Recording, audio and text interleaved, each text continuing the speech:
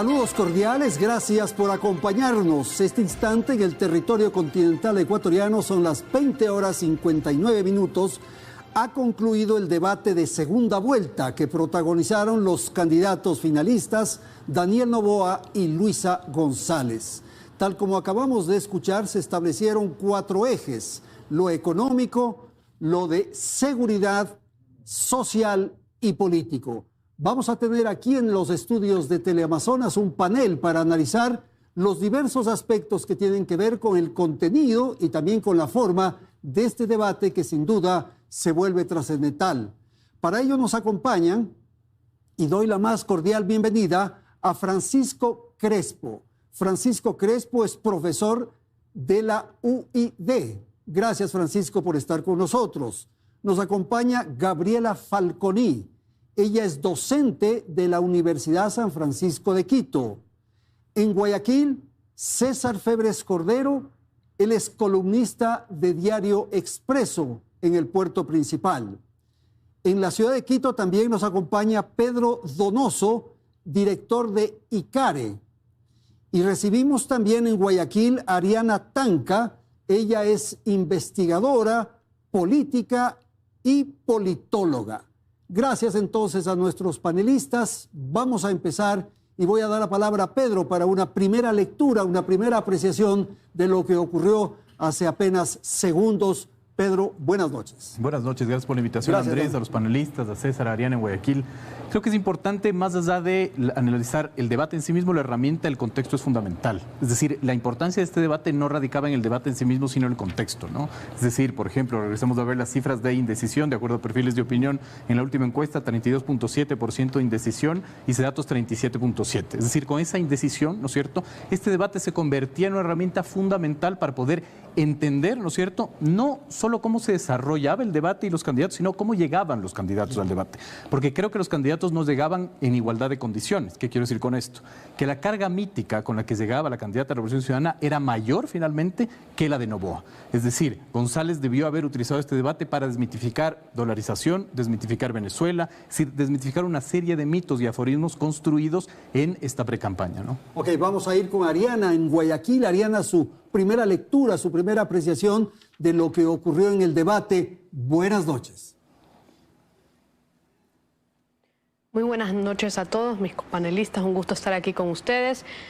Yo comparto la visión de Pedro, de hecho creo que el contexto, más allá de lo que él ya explicó, se hace muy importante porque es un debate realmente único, es en un contexto de una elección anticipada que surge de una muerte cruzada, que es la primera vez que se lo utiliza desde que entró en vigencia la Constitución de Montecristi en el año 2008. En ese sentido, el contexto en el que vive el país, que se siente que estamos al borde del abismo, este debate es crucial para aquel votante, que no son pocos los indecisos, ya lo mencionaba Pedro, además de los blancos y los nulos. Estamos diciendo que es un casi 40% de los electores que no están seguros por quién votar.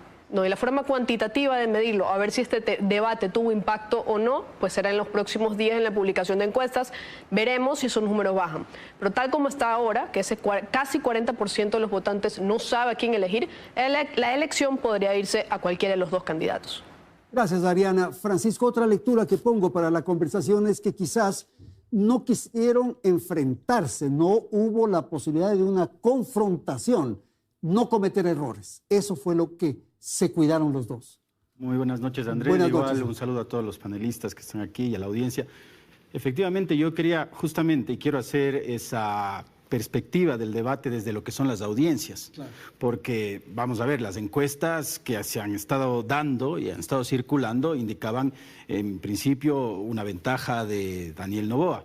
Y las audiencias estaban esperando que en este debate la candidata Luisa González pueda poner cartas en el asunto y atacar de alguna manera a Daniel. No se ha visto eso, me parece que es un debate bastante parco en ese sentido, no ha habido nadie que destaque. Además, las cartas, como había dicho en ocasiones anteriores en otros espacios, ya se han revelado en el primer debate, en donde sí fue sorpresivo que Daniel Noboa pues mostró esa preparación, un candidato diferente que tenía conocimiento, al menos esa fue la percepción que se dio en el primer debate. Hoy ya se conocía el perfil de Daniel Noboa, se conocía el perfil de Luisa González, pero pero hay que decir una cosa, en este debate se vio al menos que Luisa González se preparó un poco más para el debate, sin embargo, no destacó, no atacó, no pues arrinconó a Daniel Noboa como se hubiese esperado, de acuerdo a lo que dicen las encuestas. Era la sensación que habíamos comentado mientras veíamos de unos candidatos junior, no eran candidatos fogueados, gente de combate. No se puede comparar con el debate Febres Cordero-Borja, ni se puede comparar con el debate de Arauz con Lasso. Eran candidatos junior. Absolutamente. Yo pienso que debe ser molesta la falta de profundidad y la ligereza y la falta de pasión y compromiso que hemos podido ver en este debate. Las propuestas son demasiado light para un país que está agonizando.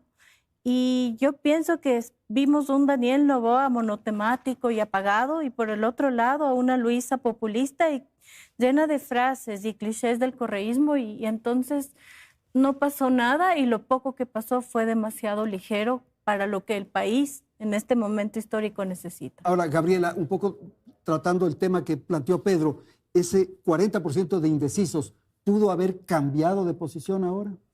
Yo creo que es algo que vamos a poder detectar no solo en este momento, sino en el post-debate, lo que veamos en redes sociales, lo que veamos mañana, en todas las conversaciones, twitters y demás espacios. Pero yo pienso que ahorita también la gente comenzó a mandar una cantidad de memes que sea o no algo que se deba o no meter en este punto en la conversación. Sí dan a pensar que hay alguna gente que comenzó a molestarse con los resultados de Noboa y a pensar, a replantearse ciertos puntos sobre Luisa. Ahora, hay una particularidad en este debate, y es que se para con el proceso, con las elecciones 15 días, de modo que habría que ver cómo recomponen las fuerzas, ¿no?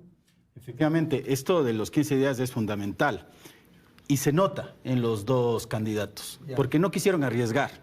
Una cosa es un debate como el anterior, que estábamos a una semana más o menos de las elecciones.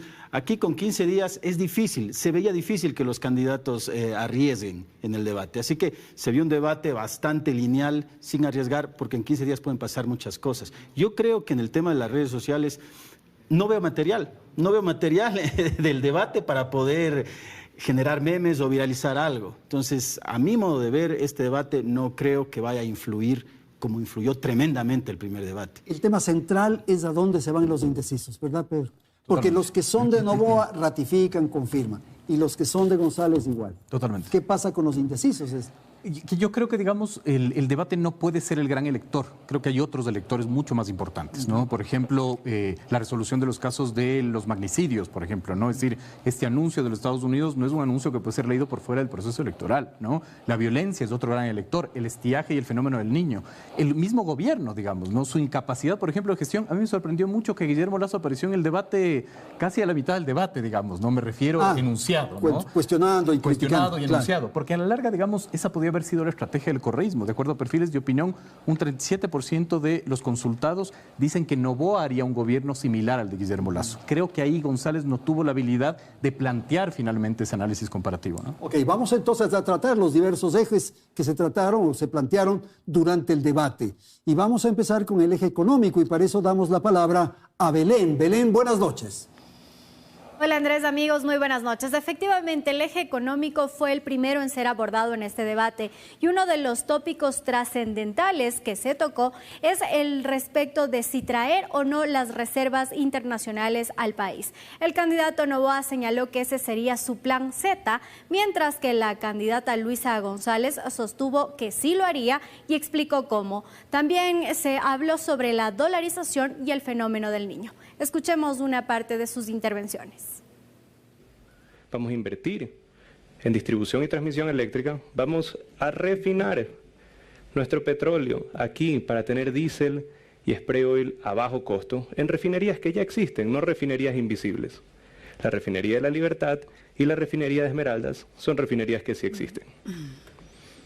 Y en el sistema tributario, con un techo de 22% para las compañías, que hayan deducciones de acuerdo a la generación de empleo. Si una empresa cumple el 31 de diciembre con el SRI, con el Ministerio de Trabajo, y con el Seguro Social va a tener deducciones acorde a su generación de empleo. También deducciones adicionales a la generación de empleo juvenil. Inyectar en la economía 2.500 millones de dólares de las reservas que están en Suiza. ¿Para qué? Para fomentar el desarrollo, créditos productivos a baja tasa de interés a través de la banca pública entre el 5 y el 7%. Reactivar la economía desde lo local, apoyar y devolver el presupuesto a los gobiernos autónomos locales. También el control a la evasión tributaria y fortalecer lo que es la producción petrolera. La vamos a aumentar, actualmente está en los índices más bajos de los últimos 20 años. Aumentar la producción petrolera. Por otra parte, la reducción en un 30% de esas exenciones tributarias que no son eficientes. Bien, entonces vamos a analizar lo que se planteó en el eje económico y quisiera pedirle a Gabriela, si es tan amable. Claro, los temas centrales tuvieron que ver con la dolarización, con el fenómeno del Niño y con lo que ocurre con las reservas internacionales. Pero, por ejemplo, ahí uno no podría decir si hubo posiciones totalmente contrarias, más bien toquecitos, no más que eso, ¿no? Sí, la verdad es que fue muy ambiguo lo que los dos dijeron.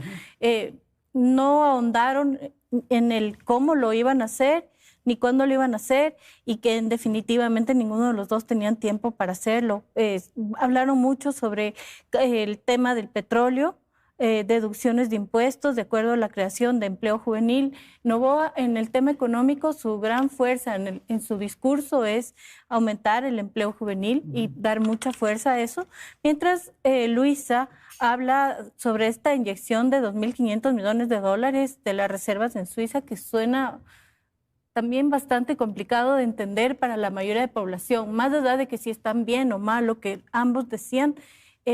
Sobre todo en el caso de Luisa era todavía mucho más difícil entender este discurso y que la mayoría de la población puede entender de dónde vienen esos 2.500 millones de dólares de Suiza. Entonces, en ambos casos todavía faltaba dar un poquito más de proyección y sobre todo hacer que este discurso sea fácil de entender para la gran mayoría de ecuatorianos. Pedro, un tema que es extremadamente sensible es el de la dolarización. Y claro, esto coincidió con esta declaración de Samper en el Foro de Puebla, que provocó mucho ruido en las redes sociales. Le enrostró de alguna manera Noboa. ¿Quedó tranquila la población, los televidentes con la respuesta de Luisa? Habrá que ver las mediciones, digamos. Claro. El debate es un hecho político y los hechos políticos hay que analizarlo en el antes, en el durante y en el después. Y en ese antes, ¿no es cierto?, González llegaba con esta carga mítica de sus amigos del Grupo de Puebla, que parecen sus enemigos, ¿no es cierto?, para otra vez posicionar el tema de la dolarización. A mí me sorprendió que finalmente no sea un eje de conversación, sino fue una reacción a la acción, digamos, de Noboa, es decir, fue una confrontación finalmente, ¿no? Porque a la larga González en sus primeras palabras debió haber planteado finalmente la desmitificación del tema dólar, como lo hizo Noboa con el tema médico, ¿no? No sé si ustedes sí, con el saludo, ¿no?, que hizo a un médico que atendió a familiar. Y él buscaba finalmente desmitificar lo que sus declaraciones previas hicieron, ¿no? Por eso es interesante muchas veces, en sí mismo el debate no es lo importante, sino cómo llegas y cómo sales del debate y cómo sobrevives a las 2 semanas de campaña. Ahora, lo evidente es que no hubo un golpe de efecto, ¿no es cierto? No hubo el gran tema que queda pendiente en la retina. Míreme a los ojos. Andrés, no mientas otra vez. No eso ya no hubo aquí. No hay un titular. ¿No? Y ahí, el tema ahí es que, por ejemplo, primero me congratulo que las preguntas no hayan sido quién ganó el debate, porque es muy difícil leer la política como si fuera un partido de fútbol, ¿no? Claro. Pero si queremos hacer una intención de análisis, ¿no es cierto? Habermas lo que te dice es, hay 3 tipos de uso del lenguaje, ¿no es cierto? El ilocucionario, que es la intención, el locucionario, lo que se dice, y el perlocucionario, finalmente, lo que se logra, finalmente, ¿no? Yo creo que estas 2 semanas nos van a dar un poco de sensación de cómo se pudo haber completado esos 3 niveles, finalmente, ¿no? Okay. Francisco, su opinión de lo económico. En la parte económica coincido mucho, por ejemplo, con lo que dice Gaby respecto a que hubo muchos qués, pero muy pocos cómo. Porque además a mí me parece que centrarse en esto de las reservas desde Suiza demuestra que no hay mucha capacidad para indicarnos cómo ellos van a generar económicamente desde lo interno. Entonces nos hablan de eso, pero no nos dan realmente, nos dicen qué hacer pero no nos dan realmente la fórmula de cómo hacerlo. Y en este sentido, fíjense que es interesante un poco analizar lo que quiso, al menos lo que intentó hacer Daniel Noboa dentro de esto, porque pues habló muy poco de la dolarización, lo intentó, pero luego no fue muy consistente, porque esto lo podría haber desarrollado mucho más. Podría haber profundizado, ¿sí? y picar más a la contendora. Sí, claro. porque aprovechando el tema de lo económico, esto era un tema que podía haberse pues concretado como algo interesante, pero coincido además también con el asunto de que no hay un titular en este debate. Para nada. Así que habrá que ver la creatividad de los que conforman la estrategia de campaña de cada uno de los candidatos, de las candidaturas, dentro de lo que son las redes sociales, a ver cómo exprimen este debate, ¿no? Que ha sido bastante flojito. César, en Guayaquil se integra ya a partir de este instante a la señal y a la transmisión de este programa especial de Hora 25. Primero una apreciación del debate y lo que estamos comentando, que es la dolarización, que no fue aprovechada por Daniel Noboa. Buenas noches, César. Buenas noches, estimado Andrés, y todos los que están con nosotros ahora.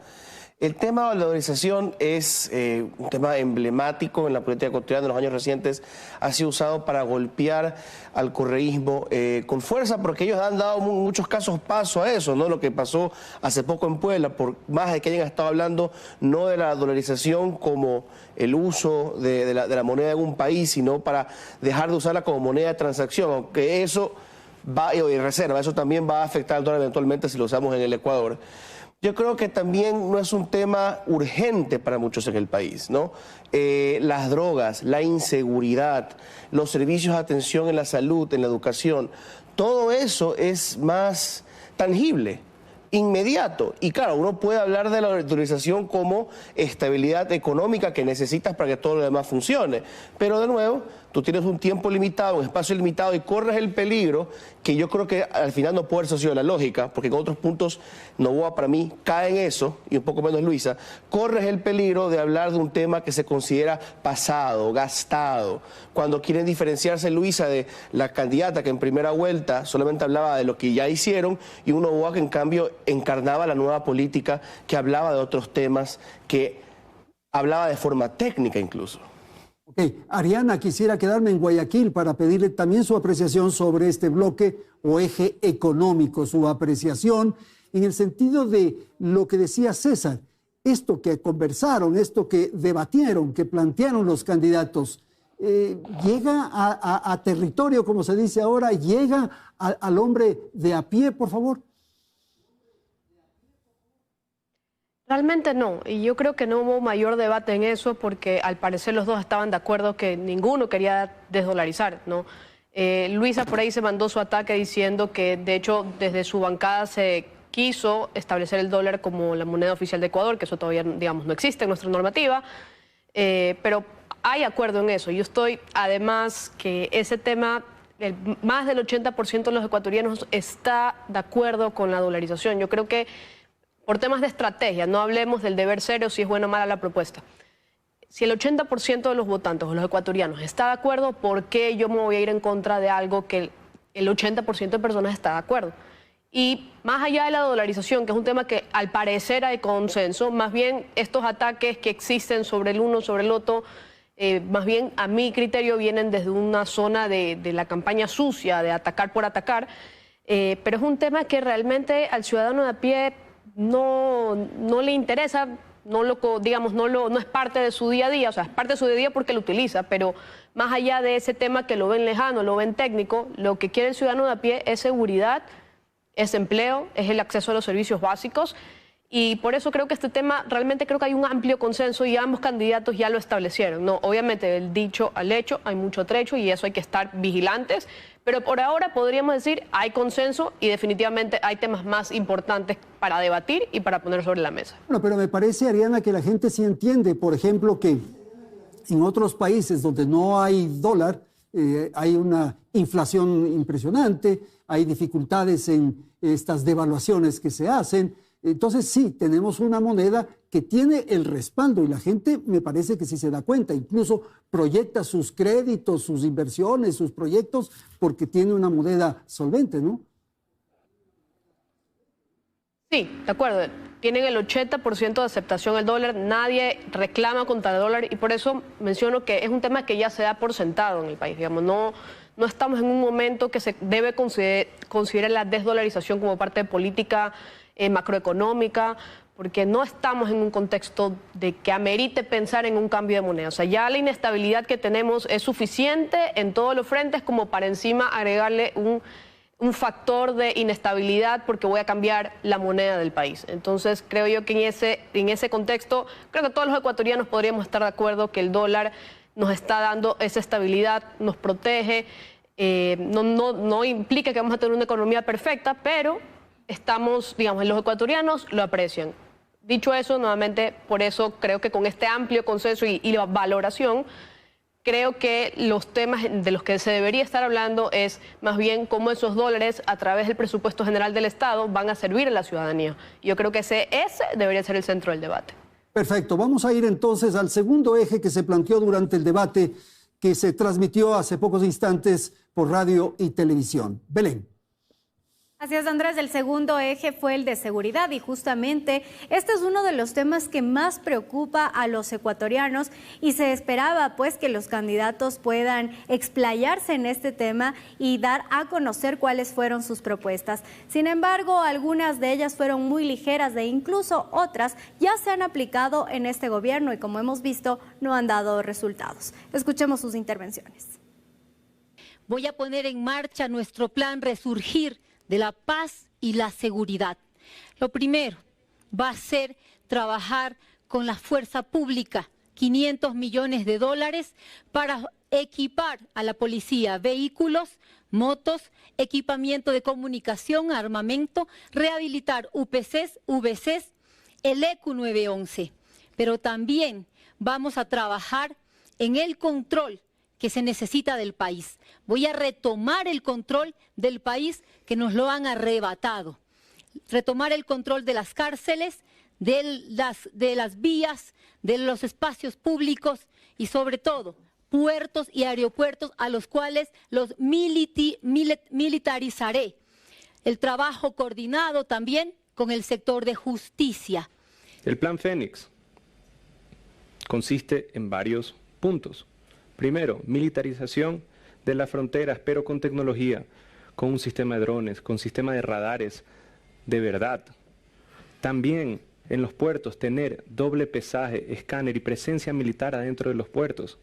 Tener un sistema de rastreo satelital en el acompañamiento también de las exportaciones en las 6 vías principales estratégicas del Ecuador. Vamos a tener también presencia militar en esas vías principales y un sistema de escaneo en los peajes previos a llegar a puerto. Bien, vamos a ir entonces ahora con Guayaquil, con César. Cada uno tiene un plan. Plan Fénix, Daniel Noboa, y Plan Resurgir, Luisa González. ¿Cómo leer, cómo interpretar, cómo comentar lo que se acaba de decir? Por favor, César. Bueno, yo creo que ninguna de las dos propuestas tiene algo bastante memorable. Llama la atención algunas cosas. Por ejemplo, el énfasis que hace Noboa en el equipamiento, en el control de las fronteras. Eso ya es algo que parece que coincide bastante con lo que promocionaba Topic. De hecho, hace poco lanzó en redes, digamos, la imagen de esta campaña del Plan Fénix. Y la respuesta de muchos en los medios y muchos en las redes sociales fue decir, pero ese es el plan de Topic. Sin embargo, no ha tenido, creo yo, el impacto que ese plan tuvo en su momento. En el caso de Luisa González, habla de militarizar los puertos, lo que seguramente a los expertos les generará algunos comentarios y que yo entendería que era una propuesta en su momento más que de Noboa que de ella. En su momento, Luisa González insistió en hablar de la palabra mano dura, pero al mismo tiempo decir que había que atender los problemas sociales, que generalmente más es la línea correísta. Y Noboa atacó en varios puntos del debate, incluyendo el de la seguridad, con el tema de las drogas y el tema de la tabla de drogas. Y hay una división importante ahí entre los dos candidatos que se va a ir desarrollando a través del debate, ¿verdad? Entre quien dice, yo quiero invertir en la rehabilitación, luchar contra las adicciones, pero al mismo tiempo quiero eliminar esa tabla, que es una cosa que la mayoría de la gente en este país cree. que la tabla de drogas es responsable de la multiplicación de las adicciones y el recrudecimiento del problema de la droga. Luisa González la defiende. Y podemos hablar de los méritos o no de eso, pero ahí la apuesta de Luisa es peligrosa. Si el país en buena medida está convencido que la tabla de drogas es una de las cosas culpables y que estigmatiza a su movimiento o al correísmo, abordar de lleno eso puede ser difícil. Tratar de responder a Noboa tienes que hacerlo, pero en el debate ahí tienes una desventaja. Sin embargo, al final hay que admitir una cosa. Luisa González expuso muy bien. Y cuando la contrastas con Luisa González en la primera vuelta, es un cambio infinito, porque fue de la nada, de una participación nula en que solamente hablaba del pasado, a empezar a hablar de planes que se proyectan al futuro, empezar a dar cifras y montos. Daniel Noboa, en cierta medida, no va mucho más allá de lo que ya había conseguido en primera vuelta, y ese contraste creo que se notó un poco en ese segmento. Sin duda, Francisco, y otros dos elementos que pongo para la conversación. Luisa subraya la necesidad de control del Estado en varios ámbitos, en las carreteras, en los puertos, en los espacios públicos, en fin. Y también otro asunto que lo trataron en ese segmento era minería ilegal, por favor. Sí, bueno, esto de militarizar lo mencionan ambos candidatos, ¿no? Pero es interesante porque Luisa menciona el militarizar lo que son los puertos. No habla de militarizar las fronteras, ¿no? Con su plan Fénix. Esto hay que tomarlo con mucho cuidado, ¿no? Porque el mensaje de militarizar puerto es distinto a militarizar frontera, más aún si esto lo conectamos con el tema de la migración. Entonces, vamos a ver cómo toma la audiencia, cómo toman los votantes de este aspecto. En el tema de la minería, bueno, creo que ambos coincidieron en que la minería ilegal debe ser controlada. Luisa quiso atacar por ese lado con la empresa que supuestamente pertenece al grupo Noboa. En ese caso, Daniel supo responderlo, es decir, lo admitió y continuó con su propuesta. A mí lo que me parece interesante también en este aspecto son dos cuestiones. Primero, que me parece que en la cuestión de seguridad, Daniel estuvo mucho más concreto en las cuestiones que va a plantear con ese plan Fénix y todo lo que implica dicho plan, ¿no? Habló de militarización, insisto, de fronteras, del doble pesaje, del escaneo de los peajes. Luisa empezó a dar cifras. Habló de 500 millones para las fuerzas públicas. Ahora habrá que ver de dónde saca esos 500 millones, hay que entender eso. Y el tema de la tabla de drogas me parece interesante porque a partir del tema seguridad, del eje seguridad, Daniel empieza a desarrollar esto de la tabla de drogas y empieza a vincularlo con la seguridad, con el tema del microtráfico y fue insistente en este asunto. Me parece que se excedió un poco. Porque tú mencionabas, Gaby, de que se volvió algo monotemático. Me parece que en este sentido insistía mucho en lo que es tabla de drogas. Llegó un momento en que Luisa le dijo, y ojo, porque esto es importante para el mensaje que se le da a la gente. Le dijo, me parece que usted tiene mucha fijación en el tema de las drogas, ¿no? Por ahí empezamos a ver qué cosas se pueden utilizar para lo que son las redes sociales. Por favor, Pedro. Digamos, el concepto de inseguridad es un concepto bien complejo, creo yo, digamos, lo lanzo en términos de hipótesis, ¿no? Porque no tengo evidencia para concluir, pero digamos, si la inseguridad sería como un concepto único, Topic estaría en segunda vuelta y no está. Digamos, es decir, la inseguridad en Quito, por ejemplo, tiene más cara de suicidios que de muertes violentas, los indicadores te lo dicen. En Durán, de sicariato, pero en la Amazonía puede ser de pobreza, ¿no? Entonces, creo que finalmente ahí, en este sentido ilocucionario, por ejemplo, ¿no es cierto? González se olvidó de interconectar la gestión que sus gobiernos autónomos centralizados están haciendo, por ejemplo, ¿no? Es decir, hubiera podido decir, Pavel Muñoz en Quito está inaugurando UPCs y hubiese podido plantear finalmente esa acción, ¿no es cierto? Es decir, esa manera de evidenciarlo. Y yo creo que no le avanza a Noboa cuando replica la estética finalmente de Topic, ¿no? Un poco lo que decía César, es decir, replicar finalmente esa lógica es no poder estirar el concepto y quedarse, digamos, muy, muy limitado, ¿no? Ok, vamos a ir a Guayaquil. Ariana, por favor, rápidamente su apreciación del bloque económico, del eje económico, por favor. Bueno, definitivamente el eje de seguridad es primordial, dado el contexto que está viviendo el país. Creo que hay mucha coincidencia de ambos en varias propuestas. Veremos cómo se aterriza eso en la Asamblea. Lo que veo en que ambos fallaron es que no lograron aterrizar ese concepto de seguridad o el, digamos, combatir la inseguridad o de hacer seguro el Ecuador. No lo aterrizaron para la ciudadanía. Sí, hablaron de los puertos, hablaron de las fronteras, cosas que son absolutamente importantes, pero ¿por qué no le hablaron también la seguridad para el universitario que no quiere que lo roben o lo maten llegando a clases? O las madres que van a dejar a sus hijos al colegio y que por una bala perder un hijo.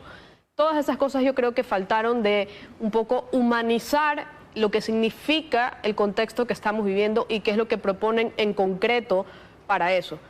Creo que los dos intentaron emular la seguridad vista desde un punto de vista como de Robocop y siendo un poco, Luisa, alejándose un poco de lo que ella un poco menciona, ¿no? Ver a la inseguridad como un tema integral, como un tema que también se lo tiene que ver desde los ojos del acceso a la educación y a otros servicios básicos.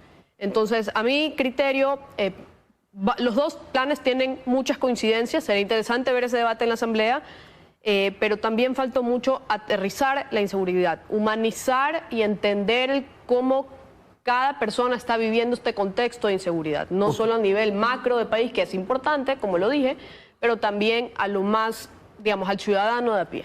Ok, muchas gracias. Gabriela, rapidito, por favor. Si bien es cierto, a los dos les falta absoluta pericia y elocuencia a la hora de explicar cosas, pienso que en este segmento específicamente, Noboa fue muchísimo más claro explicando drones, radares, presencia militar, escáneres en peajes, tabla de droga, que eso para la gente que está indecisa o la gente que ya está decidida puede potenciar todavía y capitalizar esos votos. Entonces, en este segmento específicamente, Noboa fue mucho más claro y más específico y creo que eso de alguna manera puede haber potenciado en algo el problema que queremos solucionar con lo de la seguridad. Ok, tenemos que ir a una pausa, vamos a ir a la publicidad, retornamos en un instante.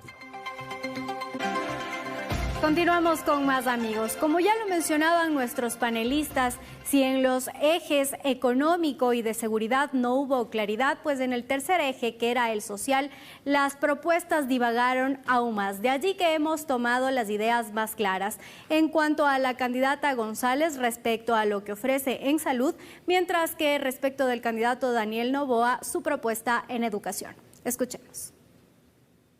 La salud es nuestro derecho. Y digo nuestro, queridos ecuatorianos, porque yo voy a los mismos hospitales públicos que ustedes. En los primeros 100 días de mi gobierno abasteceré los medicamentos del cuadro básico de medicamentos del Ministerio de Salud Pública a la red de instituciones de salud pública como es IES y como es Ministerio de Salud Pública. Contrataré 2.000 médicos adicionales a los que existen, con especial énfasis en salud mental, y daré 20.000 nombramientos definitivos al personal de salud. Y pondré operativos los quirófanos. Y todos tenemos los mismos derechos constitucionales a la educación pública gratuita. Primero vamos a empezar así, dándole la misma inversión para todos los estudiantes a nivel nacional.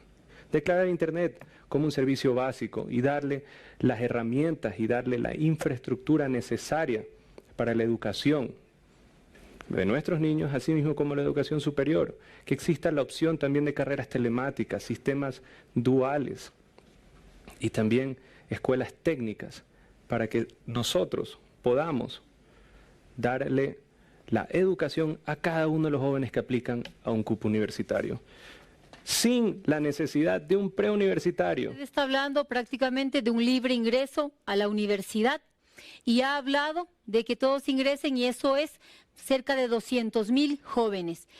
¿Cómo lo va a hacer? ¿Con qué presupuesto? ¿Para qué carreras? ¿En qué universidades? Porque los jóvenes están cansados de que les ofrezcan y no les cumplan. Cuando no hay corrupción, el dinero sí alcanza. Cuando no hay corrupción, cuando no hay, pues, refinerías imaginarias de 1.500 millones de dólares, alcanza el dinero. Les doy un dato, pues, que es importante conocer. 1 hora de vuelo del Falcon 7X, del avión presidencial, equivale a la carrera universitaria completa de un joven ecuatoriano. Bien, vamos entonces con Francisco. Quizás la primera parte de lo que señaló Luisa sí resulta un poco demagógico. Señalar que en los 100 primeros días van a haber 2.000 médicos, 20.000 nombramientos. Sabemos que eso no se puede hacer. Además, ¿cómo va a pagar a los 2.000 médicos? ¿Cómo va a contratar a los 2.000 médicos? ¿De dónde van a salir? Porque esto también conecta con lo que es la formación universitaria. O sea, esto sí debió haberlo explicado mejor.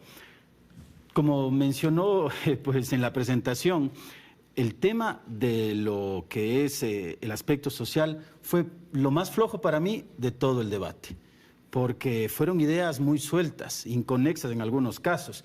Y de hecho, la parte de lo social fue la parte en la que más los candidatos aprovecharon para darse esos puntazos, ¿sí? Por ejemplo, Noboa, cuando habla y conecta el tema de la educación con cómo poder fomentar la educación y desarrollar la educación, menciona lo que es la corrupción, menciona lo que es la refinería imaginaria y menciona el tema del avión presidencial. Esto en clara alusión al uso del avión por parte de Luisa González cuando pues, era secretaria del Estado. Así que en ese sentido se desviaron completamente, ambos candidatos para mí no plantearon propuestas concretas y sí, me parece que Luisa González incluso fue demagógica tal como tú lo mencionas, Andrés. Gabriel. A mí me parece que ambos están absolutamente insertos en hacia quién se quieren dirigir y en su mayoría siempre va a ser a los jóvenes. Siempre van a tratar de buscar cómo comprarlos, cómo comprar ese voto, cómo generar ese voto.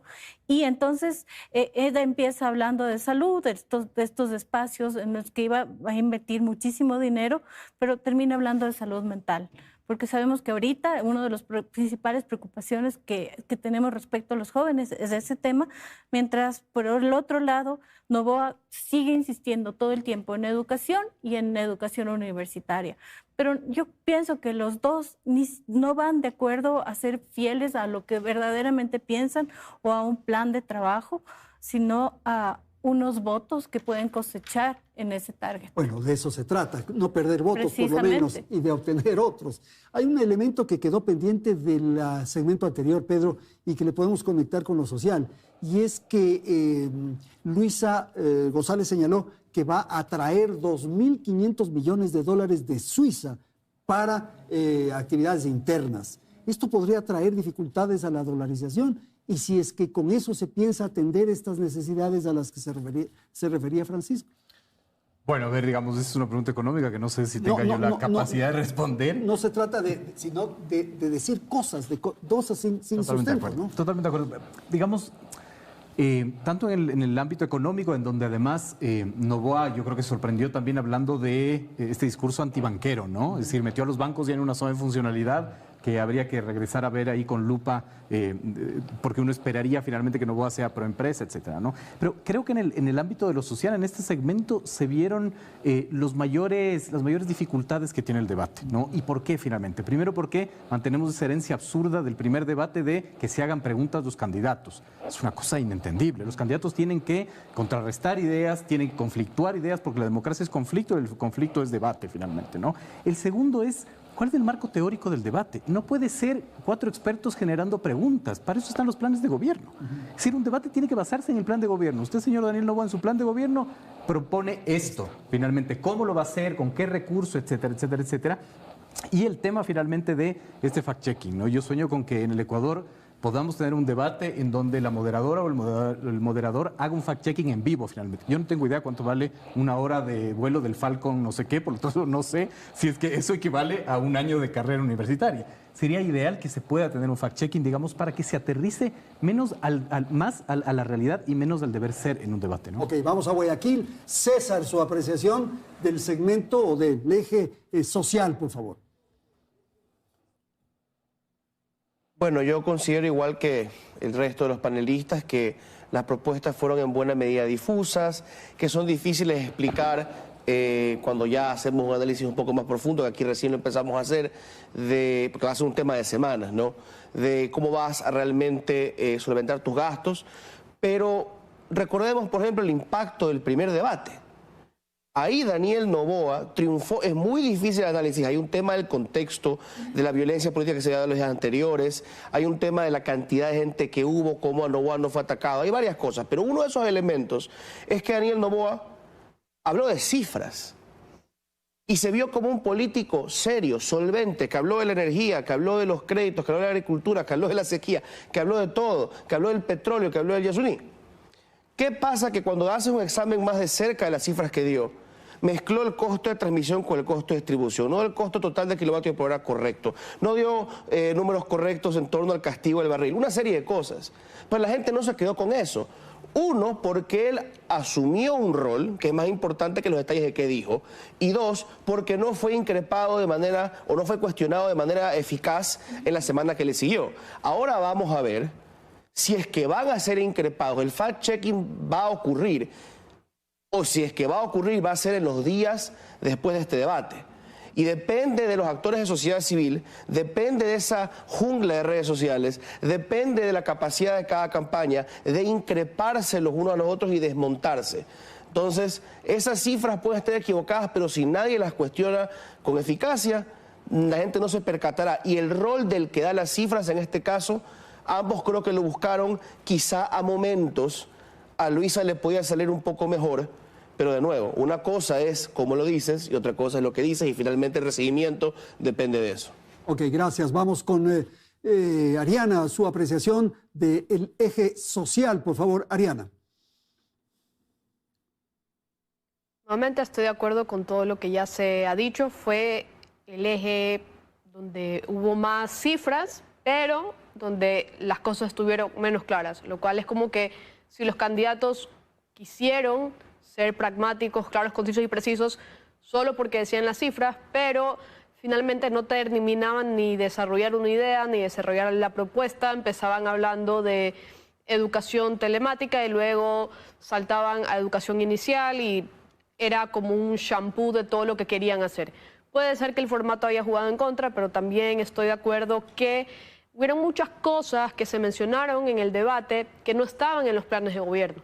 Entonces, eso hace mucho más difícil ese tema de fact-checking, porque yo me puedo sentar en el debate a decir cualquier cosa, cualquier número, como ya lo mencionaba César, y nadie me va a increpar. Entonces, yo estoy de acuerdo con que el contraste tiene que ser, además de cómo lo vamos a hacer, también tiene que ver en qué es lo que está dicho en el plan de gobierno, porque de hecho ese es el requisito que está para la candidatura, ese es el requisito para revocar el mandato y ese es el requisito finalmente para realmente evaluar si el candidato, bueno, en su caso el presidente, está cumpliendo o no con lo que dijo.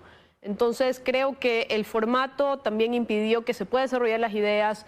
El hecho que se incluyeron temas que no estaban en los planes de gobierno también permitió que sea difuso el tema social, siendo el más importante. Yo creo que todos los ecuatorianos estamos a la expectativa de este tema justamente por el contexto en el que está viviendo el país. Entonces, creo que ambos candidatos nos dejaron debiendo muchísimo, a pesar que dieron muchas cifras y muchas propuestas, pero finalmente no lograron aterrizar ninguna y eso es algo preocupante. Ok, tengo que ir a la publicidad, vamos a ir a un corte y enseguida retornamos para el tercer segmento de Hora 25.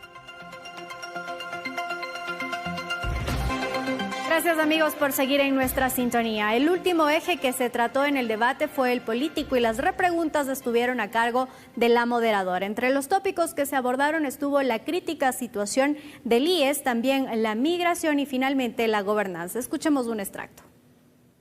Garantizaré que sus pensiones jubilares se cancelen. Honraremos las deudas, para lo cual haremos un planteamiento de pagos.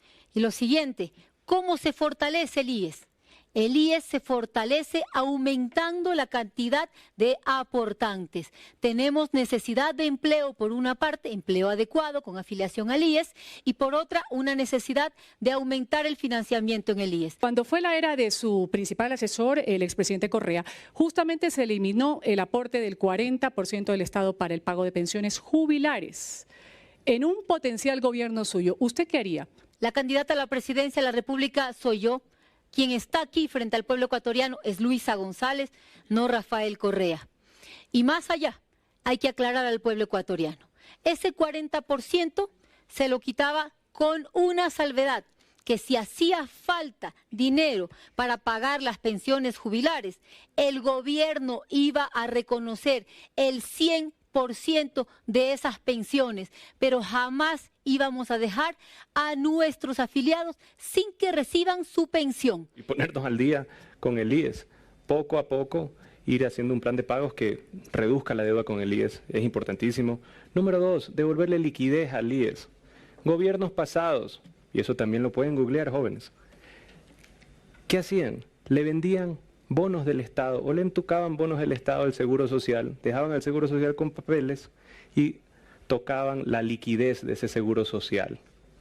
Debemos de recomprar esos bonos y volver a darle liquidez al Seguro Social. La pensión mínima será el salario básico unificado. El Estado debe pagar un 40% del fondo de jubilación que está atrasado. Si no hay para pagar lo que por ley corresponde, ¿cómo usted pretende hacer este tipo de incrementos? El Estado debe dar una asistencia adicional al Seguro Social en el caso de que no tenga la liquidez para cumplir con este mínimo. En el caso de que no tenga la liquidez para cumplir con este mínimo. Pero no va a ser necesario si es que generamos el empleo adecuado a nuestros jóvenes, generamos empleo adecuado para todas las edades y volvemos un país más competitivo para la inversión, con menores costos, con facilidades a la inversión, con inversión pública también en infraestructura. Y el eje político se convirtió más bien en un eje de la seguridad social. Gabriela. Sí, me hubiera gustado ver un poco más la parte en la que tuvieron una interesante discusión de con quiénes podrían aliarse y con quiénes no, en la parte política, y ¿no? la relación con la Asamblea. Gobernar y gobernar. Pero bueno, viendo lo del IES, yo creo que coincidieron muchísimo los dos en lo que ellos querían y hablan mucho de aumentar aportantes, de aumentar empleo, que haya una asistencia adicional hacia el IES y entonces y aumentar la inversión. Todo esto también sigue sonando interesante, pero sin decirnos cómo lo van a hacer. Y esa sigue siendo una preocupación gigante para todos. Con un gobierno, César, que va a tener de enormes dificultades porque tienen el fenómeno del niño, dejan de percibir los recursos del Yasuní porque hay deudas internacionales que están pendientes de cumplirse, hay enormes dificultades en la economía. Y es que yo comparto, ¿no?, la preocupación de por qué este segmento en cierta medida se desperdició. Aquí hay que discutir la gobernabilidad del país. Cómo incluso si gana el correísmo, gana como la primera minoría. Si gana Noboa, y sí se lo mencionó en un momento, creo que fue por del Salto, gana con una bancada pequeña. ¿Cómo vas a tratar, por último se va a hablar del IES, ahora un IES que va a rotar la presidencia? ¿Cuál va a ser la relación del Ejecutivo con ellos ahí? La representación sindical en el Ecuador, el movimiento indígena, con quien tiene el correísmo una larga historia de conflicto, y Daniel Noboa acaba hace unas semanas de atacar a Leonidas Issa, señalando lo de correísta, lo que llama un poco la atención que les coja esos términos. Yo siento que se distrajo el debate en ese sentido con las preguntas con las que quisieron tratar. Al final, el Ecuador tiene muy poco tiempo para ponerse de pie y encontrar consensos, y de hecho, una opción política que está acostumbrada a gobernar según la omnímoda voluntad de su caudillo, y otro proyecto político que se trata de alejar de la idea de coaliciones como si fueran trincas, pues quizá no estén preparados ninguno de los dos para poder lidiar con la crisis política del Ecuador. Ok, Pedro, por favor, también el tema político. Sí, muy deber ser, digamos, este segmento también, ¿no? Es decir, ¿cómo no puedes hacer la pregunta de cómo vas a sobrevivir en este país en donde la guerra interfunciones es un gran elector también? Es decir, estamos viendo que hay un canibalismo político entre la Fiscalía, el Consejo de la Judicatura, el Consejo de Protección Ciudadana, la Corte Constitucional. ¿Cómo no haces finalmente esa pregunta? ¿Cómo no profundizas finalmente esa pregunta? Porque de aquí al 5, 10, 15 años, la gran palabra y la gran inquietud es lo que dice César, es la gobernabilidad.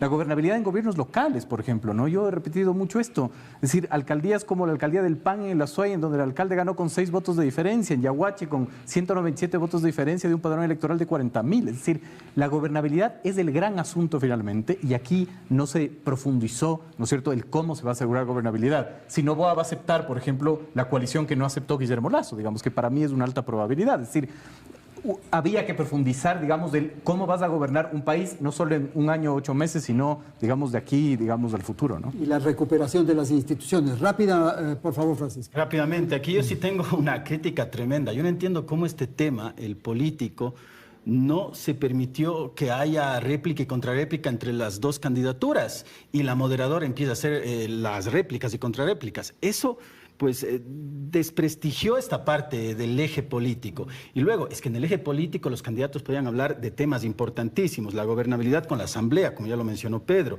la validez, por ejemplo, del Consejo de Participación Ciudadana, el tema de la gobernanza con la comunidad migrante, es importantísimo eso. Y finalmente, el asesinato de Fernando Villavicencio, ¿qué se va a hacer al respecto? Eso es política. Y creo que en este debate se demostró que, al menos en la parte política, no se tenía claro a qué se refiere ese eje. Ok, vamos a terminar con Ariana en Guayaquil. Ariana, por favor, su exposición. Definitivamente el segmento político también quedó debiendo porque finalmente la gobernabilidad en el país es la eterna pregunta que nunca tiene una respuesta. La historia de nuestro país se escribe entre pugnas de poderes, entre canibalismo político, como le decía Pedro, y no hubo ni una sola referencia a eso, más que qué es lo que se va a hacer en la Asamblea. Y es ahí donde las papas queman. Independiente de quién gane, ningún partido tiene mayoría para gobernar.